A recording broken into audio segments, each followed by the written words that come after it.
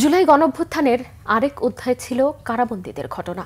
আন্দোলন দমাতে ছাত্র জনতা ও রাজনৈতিক দলের নেতাদের ঢালাওভাবে গ্রেফতার করে সরকার।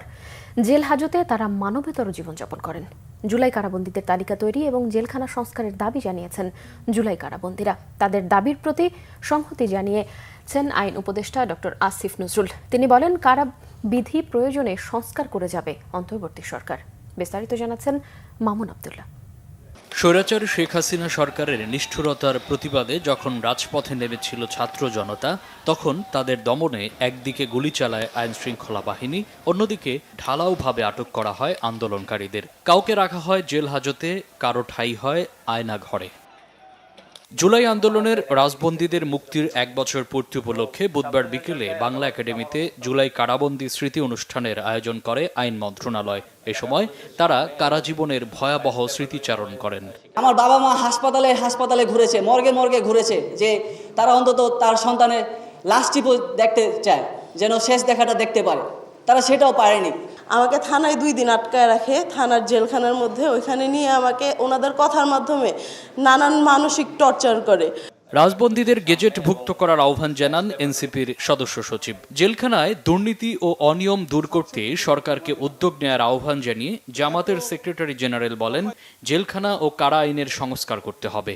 সুপার, জেলার এবং সুবেদার নামে একটা ব্যক্তি থাকে সব জেলে। দুর্নীতির পাহাড় তার মধ্যে। টাকা দিলে ভালো জায়গায় থাকতে দেবে, টাকা দিলে ভালো খাইতে দেবে, টাকা দেবে না তো খেতে পারবে। এটাই অন্তর্বর্তীকালীন সরকারের নিরাপদ সময়, দেশের জন্য, জনগণের জন্য নিরাপদে কারাবন্দীদের জন্য আপনারা কিছু করে যেতে পারেন। তাদের তালিকা প্রস্তুত করা সহজ। সকলের নামগুলো তালিকাবদ্ধ করে গ্যাজেটভুক্ত করে সরকার জন্য রাজবন্দীদেরকে সম্মানিত করেন। পরে জুলাই কারাবন্দীদের তালিকা জুলাই জাদুঘরে সংরক্ষণ এবং কারাবিধির সংস্কারের আশ্বাস দেন আইন উপদেষ্টা। পরিবেশ ও বন উপদেষ্টা বলেন, শেখ হাসিনার আমলে পুরো দেশটাই জেলখানা ছিল। হাসিনার সময় পুরোটা দেশই তো একটা জেলখানা ছিল। আপনি কথা বলতে পারতেন না, আপনি চিন্তা করতে পারতেন না। অনেক রাতে হয়তো বা দেখা যেত আসিফ ভাই রিক্সা করে একটু অনেক রাতে আমার বাসায় আসছে একটা গোপন কথা বলার জন্য। সে গোপন কথাটা কিছুই না, যে এটা এরকম চলছে, আমরা কি করতে পারি, আমরা কেমন করে এটার প্রতিবাদ জানাতে পারি। আপনাদেরকে আমি 2টা কথা দিলাম, যেটা দিলাম সেটা করব। একটা হচ্ছে আমরা আপনাদের তালিকাটা করব, আমরা জুলাই জাদুঘরে রাখার ব্যবস্থা করব।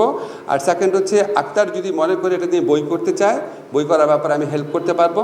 থার্ড হচ্ছে কারাবিধির সংস্কারের কাজ করে যাব। অভ্যুত্থানের পর মিথ্যা তথ্য দিয়ে বিভাজন তৈরি হচ্ছে। এই বিভেদ ভুলে আবারও ঐক্যবদ্ধ হবার আহ্বান জানান বক্তারা। কত রকম মিথ্যা তথ্য দিয়ে বিভাজন সৃষ্টি করা। মামুন আব্দুল্লাহ, বাংলা ভিশন, ঢাকা।